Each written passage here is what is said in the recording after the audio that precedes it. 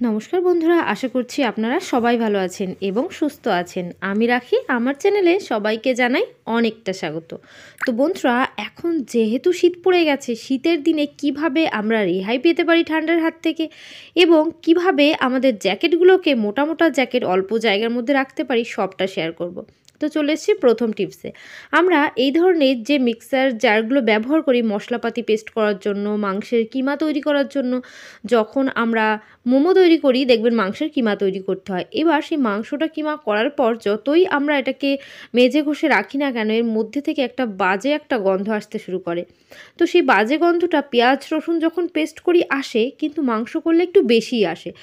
আর আমরা যখন কোনো লিকুইড ডিশওয়াশ দিয়ে এটা মেজে ফেলি, অনেক সময় গন্ধটা রিমুভ হয়, মশলাপাতির গন্ধটা। কিন্তু এই যে মাংসের গন্ধটা কোনোভাবেই কিন্তু রিমুভ হতে চায় না। আমরা কি করব, নিয়ে নিয়েছি হাফ চামচ মতো খাবার সোডা। খাবার সোডার মধ্যে দিয়ে দেব সামান্য কিছু ভিনিগার, আপনারা এখানে লেবু অ্যাড করতে পারেন। এবার এই দুটো যে মিশ্রণ দেওয়ার সঙ্গে সঙ্গে কিন্তু একটা রিয়াকশান তৈরি হচ্ছে। এবার কি করব, ঢাকনাটা আটকে এটাকে আমি একবার ঘুরিয়ে নেব অথবা একটু হাত দিয়ে ঝাঁকিয়ে নেব, তাহলে সমস্ত জায়গায় লেগে গেল। লাগার পর 2 থেকে 4 মিনিট এটাকে এইভাবে আমরা রেখে দেব। বন্ধুরা, 2 থেকে 4 মিনিট পর আমি ফিরে আসছি। তো ফিরে এলাম। ফিরে আসার পর এইবার এই যে জারটাকে আমরা যদি প্লেন জলেও ধুয়ে ফেলি, তাহলেও এর মধ্যে যে একটা বাজে আষ্টে গন্ধ ছিল, সেই গন্ধটা কিন্তু আর থাকবে না। বন্ধুরা, অনেকটা কাজে আসবে এই টিপসটা। আপনারা যদি একটু ফলো করেন, দেখবেন কতটা কাজের এই ভিডিওগুলো। আর আমার চ্যানেলে অনেক এই ধরনের ভিডিও দেওয়া আছে যেগুলো আপনাদের অনেকটা কাজে আসতে পারে। তো এবার ধুয়ে নিয়ে চলে এসেছি। ধোয়ার পর আর কিন্তু কখনোই কোনো গন্ধ থাকবে না। আশা করছি টিপসটা অনেকটা কাজে আসবে।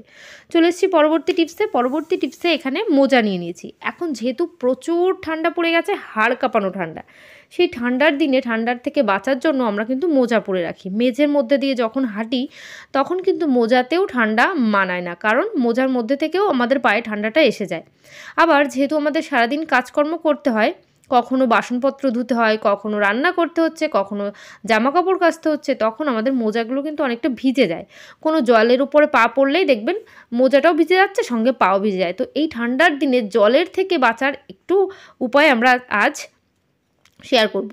কি করব, এখানে শু নিয়ে নিয়েছি। শু পরে তো আর এই পাম শু পরে তো ঘরের মধ্যে হাঁটা যায় না। তো পাম শুর মধ্যে যে সোলগুলো আছে, সেই সোলগুলোর সাহায্যে আমরা কিন্তু ঠান্ডার দিনে জলের হাত থেকে বাঁচতে পারবো। এই সোল দুটো এইভাবে খুলে নিলাম। কোনো বাতিল জুতো থাকলে তার থেকে সোল আপনারা খুলে নেবেন।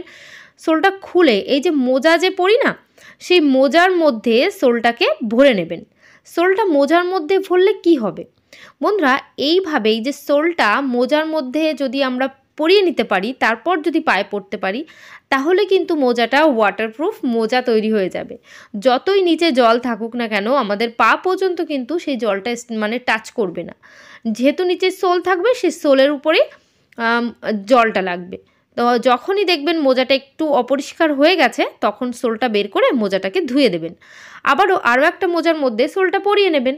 তাহলে এই ঠান্ডার দিনে জলের থেকে বাঁচার জন্য এই টিপসটা আপনাদের কিন্তু দারুণ কাজে আসবে। তো আমি পরিয়েও দেখিয়ে দিচ্ছি।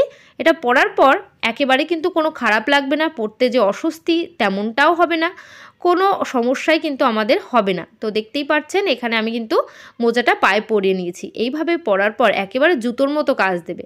পরার পর আমরা সমস্ত জায়গায় ঘুরে ঘুরে কাজ করতে পারবো। আমাদের পায়ের নিচে কখনোই কোনো জল লাগার কোনো সমস্যাই হবে না, ঠান্ডার হাত থেকেও আমরা বেঁচে থাকবো। তো বন্ধুরা, আশা করছি এই মোজার এই ছোট টিপসটা আপনাদের এই ঠান্ডার দিনে অনেকটা কাজে আসবে। ভালো লাগলে অবশ্যই কিন্তু আমাকে একটু কমেন্ট করে জানিয়ে দেবেন। আর কে কোথার থেকে ভিডিওটা দেখছেন অবশ্যই কমেন্ট করে জানাতে ভুলবেন না। তো আমি চলে যাব পরবর্তী টিপসে। বন্ধুরা, এখানে আছে এই ধরনের মোটা জ্যাকেট। এই ঠান্ডার দিনে না আমাদের আলমারিটা ভর্তি থাকে এই ধরনের জ্যাকেটে। যেহেতু মোটা খুব, এর মধ্যে 2-4টে জ্যাকেট রাখলে একটা সাইড ভরে যায়। তো আলমারির মধ্যে জায়গাটা একদম দখল করার জন্য ইনাফ এই ধরনের মোটা কম্বল। আমরা কি করি, এই যে কম্বল যে জ্যাকেটগুলো আছে কিংবা এই ধরনের যে জ্যাকেট খুব মোটা হয়, আমরা এইভাবে ভাঁজ করে রেখে দিলে দেখবেন অল্প কিছু জ্যাকেট রাখতেই একটা সাইড ভরে যায়, অনেকটা জায়গা খায়। তো আমরা কি করব, কিভাবে এই জ্যাকেটগুলোকে ভাঁজ করে রাখবো যার ফলে অল্প জায়গার মধ্যে অনেকটা জ্যাকেট রাখতে পারি। আর মোটা যেহেতু জ্যাকেটটা খুব, দেখবেন আমাদের কিন্তু এটা নাড়াচাড়া করতেও সমস্যা হয়, মানে একটা জায়গার মধ্যে অনেকটা কম যদি থাকে, বাড়িতে বেশ কিছুটা মেম্বার আছে, তাদের আলাদা আলাদা সবার একটা দুটো করে আছে, তখন অনেকটা জায়গা নিয়ে নেয় না। সেই হাত থেকে বাঁচার জন্য আপনারা কি করবেন, জ্যাকেটের নিচের অংশটাকে উল্টো করে নেবেন, একটু বড় করে নেবেন। দেখতে পাচ্ছেন বন্ধুরা আমি কিভাবে কাজটা করছি, ঠিক একইভাবে আপনাদের কাজ করতে হবে। এবার নিচের যে অংশটা আমি ভাঁজ করে নিলাম তার মধ্যে হাতাটাকে ভরে নিচ্ছি। এইভাবে হাতাটা ভরার পর আপনারা কিন্তু কি করবেন, এবার যে টুপি অংশগুলো আছে সেই টুপিটাকে ভাঁজ করে এই নিচের এই ফোল্ড করে নিয়েছি এর মধ্যে ঢুকিয়ে দেবেন। তাহলেই দেখবেন অল্প জায়গার মধ্যে সুন্দরভাবে জ্যাকেটটা ভাঁজ করা হয়ে গেল। বাইরে যারা ঘুরতে যাচ্ছেন তাদের কিন্তু ঠান্ডার দিনে এই সমস্ত মোটা মোটা জ্যাকেট তো নিতেই হবে, তারাও এইভাবে ভাঁজ করে ব্যাগের মধ্যে নিলে অল্প জায়গার মধ্যে অনেকটা জামাকাপড় রাখতে পারবেন। আর যখন ট্রেনে যাতায়াত করবেন বালিশের প্রয়োজন হলে এটা কিন্তু বালিশ হিসাবেও মাথায় দিতে পারবেন। তো বন্ধুরা হলো না, একটা কাজের মধ্যে দুটো কাজ, জ্যাকেটটা রাখবো, অল্প জায়গা লাগবে, আবার বালিশের কাজ হবে। তো বন্ধুরা আশা করছি এই টিপসটাও আপনাদের অনেকটা কাজে আসবে। অনেকটা ভালো লাগলেও অবশ্যই কিন্তু কমেন্ট করবেন, আমাকে জানাতে ভুলবেন না আমার ভিডিওগুলো আপনাদের কেমন লাগে। তো বন্ধুরা আমি এখন চলে যাব আমার পরবর্তী টিপসে। বন্ধুরা এখানে আমি কিন্তু নিয়ে নিয়েছি একটা বাটি। বাটির মধ্যে দিয়ে দেব হাফ চামচ লবণ। তো আপনাদের পরিমাণ মতো নিয়ে নেবেন, আর এটা কিন্তু বানিয়েও রাখতে পারেন, রাখলে সেটা একটু বেশি করে নিয়ে নেবেন জিনিসপত্রগুলো। আর দিয়ে দিয়েছি হাফ চামচ মতো খাবার সোডা। তো 1 চামচ লবণ, হাফ চামচ খাবার সোডা নেবেন। এইবার খাবার সোডার মধ্যে একটা সাবান নিয়ে নিয়েছি, সাবানটাকে গ্রেট করে দিয়ে দেব। আপনারা যদি চান সার্ফ ব্যবহার করতে এখানে, সেক্ষেত্রে সার্ফও ব্যবহার করতে পারেন। আমি এখানে সাবানের কিছুটা অংশ গ্রেট করে নিচ্ছি। এইবার এটাকে এই যে গ্রেট করে নিলাম, নেওয়ার পর এর মধ্যে কিন্তু বেশ কিছুটা উপকরণ আমাদের এক এক করে অ্যাড করতে হবে। তো বন্ধুরা এই যে নিয়ে নিলাম সাবান, এখানে আপনারা কিন্তু সার্ফটাও নিতে পারেন। তো আমি এখানে কিছুটা অংশ সার্ফও নিয়ে নিচ্ছি, আপনারা যে কোনো একটাও ব্যবহার করতে পারেন। এবার এই যে সার্ফটা নিয়ে নিলাম না, সার্ফ নেওয়ার পর আমি এখানে 1 চামচ মতো সার্ফ নিয়ে নিচ্ছি। এইবার কি করব, এর মধ্যে আমরা চামচের সাহায্যে এটাকে ভালো করে মিশিয়ে নেব। মিশিয়ে নেওয়ার পর বন্ধুরা এর মধ্যে আমরা যেটা অ্যাড করব সেটা হলো হলুদ। তো আমাদের প্রত্যেকের রান্নাঘরে যে হলুদগুলো থাকে সেই হলুদ, হাফ চামচ হলুদ দেব। হলুদ এবার কি করছি, হলুদটার ফলে এটাকে মিশিয়ে নেব। মিশিয়ে নেওয়ার পর এটা কিন্তু আমরা যেখানে ব্যবহার করব সেখানে হলুদ আমাদের অ্যান্টিসেপটিকের কাজ করে, জীবাণুমুক্ত করে, তো খুব কাজে দেবে এটা। এইবার এর মধ্যে আমরা কি করছি, হলুদ নিয়ে নিয়েছি, হলুদের সঙ্গে আমরা যেটা অ্যাড করছি সেটা হলো ভিনিগার। তো আপনারা যদি ভিনিগার না থাকে সেক্ষেত্রে লেবুও অ্যাড করতে পারেন। 1 চামচ লেবুর রস হবে তেমন অ্যাড করে দেবেন। আমার কাছে যেহেতু হোয়াইট ভিনিগার আছে আমি এখানে হোয়াইট ভিনিগার দিয়ে দেবো। হোয়াইট ভিনিগার দেওয়ার পর এর মধ্যে কিন্তু সঙ্গে সঙ্গে রিয়াকশান সৃষ্টি হয়ে যাবে, কারণ এর মধ্যে খাবার সোডা দেওয়া আছে। এখানে আমি 1 ঢাকনা মতো দিয়ে দিচ্ছি ভিনিগার। ভিনিগারের সঙ্গে সঙ্গে দেখতে পাচ্ছেন রিয়াকশান শুরু হয়ে গেছে। এর মধ্যে আমাদের দিয়ে দিতে হবে ডেটল।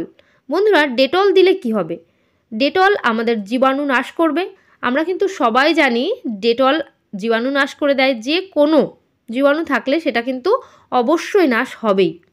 তো তার জন্য এটাকে বেশ ভালো করে চামচের সাহায্যে আমরা মিশিয়ে নেওয়ার পর এর মধ্যে কিন্তু ডেটল 1 ঢাকনা অথবা হাফ ঢাকনা মতো ডেটল দিয়ে দেবো। যেহেতু আমার এখানে মিশ্রণটা অল্প সেহেতু আমি হাফ ঢাকনা ডেটল এখানে অ্যাড করছি।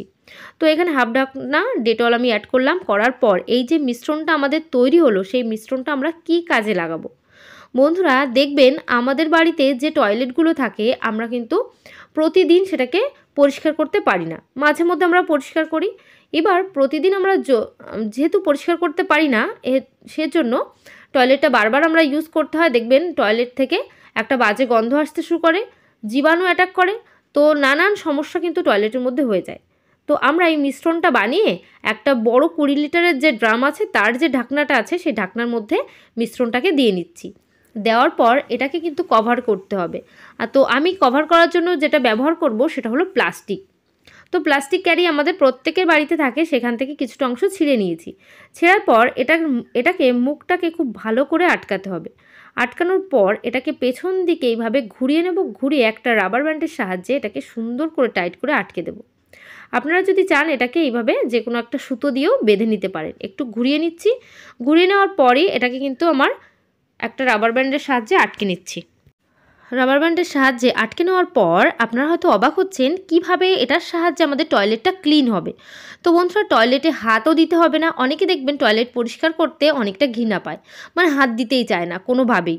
তো হাত দিয়ে পরিষ্কার করার থেকে এই উপায়টা অ্যাপ্লাই করবেন, তাহলে দেখবেন টয়লেট থাকবে জীবাণুমুক্ত, দুর্গন্ধমুক্ত, হাতও দিতে হবে না, কোনো সমস্যা হবে না। এবার একটা সেফটি পিন নিয়ে চারিদিকে এইভাবে ছিদ্র করে দেবেন, যেন ছিদ্রর মধ্যে থেকে একটা একটা ফোঁটা ফোঁটা করে এই রসটা বেরোতে থাকে, মানে এই যে মিশ্রণটা বেরোতে থাকে। এবার এটাকে কি করব, একটু সুতো নিয়ে এই লেজের দিকটায় বেঁধে দেব, মানে একটু সুতো লম্বা করে রাখতে হবে। তার কারণ কেন আমরা সুতোটা লম্বা রাখছি সেটাও জানাবো। তো এবার আমরা কিন্তু এটাকে নিয়ে চলে যাব টয়লেটে। বন্ধুরা, আমাদের যে বাথরুমটা আমরা ইউজ করছি, টয়লেটটা ইউজ করতে করতে পরিষ্কার দেখা যায়, কিন্তু ভেতরে কিন্তু জীবাণু প্রচুর থাকে। তাই আমরা এই ট্যাঙ্কটাকে খুলে নিয়েছি। ফ্ল্যাশ ট্যাঙ্কটাকে খুলে ভেতরে যে জলটা থাকে সে জলের মধ্যে এই যে দেখতে পাচ্ছেন এই ঢাকনাটাকে জলের মধ্যেই রেখে দেব। তাহলে কি হবে, এর মধ্যে যেহেতু ছিদ্র আছে, একটা একটা ফোঁটা ফোঁটা করে জলের মধ্যে কিন্তু মিশ্রণটা মিশতে থাকবে। আর এই সুতোটা সাইডে আমি ঝুলিয়ে দেবো। যখন এই দেখবেন 5 দিন পরে এই ঢাকনাটা তুলবেন, তাহলে মিশ্রণটা শেষ হয়ে গেছে। নেক্সট আবার বানাবেন, বানিয়ে এখানে দিয়ে রাখবেন। এরকম করে দিয়ে রাখলেন, তাহলে হঠাৎ করে বাড়িতে যদি কোনো আত্মীয় স্বজন আসে, তখন কিন্তু আপনাদের লজ্জায় পড়তে হবে না। কারণ যতবার ফ্লাশ হবে একটা খুব সুন্দর ঘ্রাণ আসবে এবং জীবাণুমুক্ত হয়ে যাবে, পরিষ্কার হয়ে যাবে। তো এইভাবে সুতো বের করে রাখলে তারপর এটাকে ফ্লাশ করে দেখিয়ে দিচ্ছি। বন্ধুরা, ফ্লাশ করার পর এখানে অনেকটা ফেনাও হয়ে যাবে, জীবাণুমুক্ত হয়ে যাবে এবং হাত দিতে হবে না। তো আশা করছি এই টিপসটাও অনেকটা কাজে আসবে। ভালো লাগলে কমেন্ট করতে ভুলবেন না। তো আজকের ভিডিও এখানে শেষ করলাম। সবাই ভালো থাকবেন, সুস্থ থাকবেন। তো বাই, টাটা।